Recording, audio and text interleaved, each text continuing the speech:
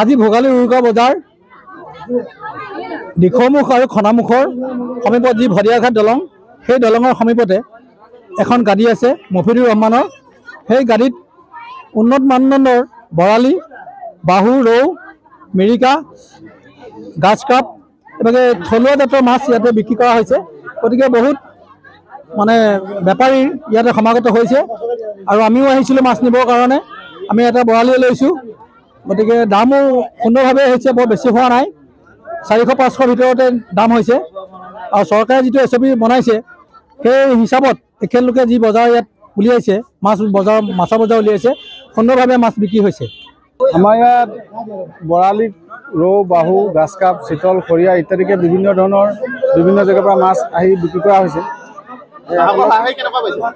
গ্ৰাহকৰ সহায় যথেষ্ট আমি ভাল পাইছোঁ। এই বজাৰখন আজি এতিয়া যিহেতু আবেলিৰ পৰা আৰম্ভ হৈছে, কিমান দেৰিলৈকে থাকিব? আজি সন্ধিয়া প্ৰায় 5:30 বজাৰ পৰা আৰম্ভ হৈছে। মিনিমাম সন্ধিয়া 9-9:30 বজাত শেষ হ'বগৈ। ইয়াৰ যিবিলাক মাছ আহিব থলুৱা মাছ নে? সকলো আমাৰ ইয়াৰ নিজৰ স্থানীয় মাছে হয়। দামবোৰ কেনেকুৱা? এনেই দামবোৰ সাধাৰণতে দামতে আছেনে? একেবাৰে নিম্ন স্তৰৰ মানুহ এজনে কিনিব পৰাকৈ ইয়াত বিক্ৰী কৰা হৈছে। আপুনি গ্ৰাহকৰ পৰা ভাল সহায় পাইছোঁ। ওচৰ চুবুৰীয়া উপযোগী সকলো পৰা সহায় পাইছোঁ।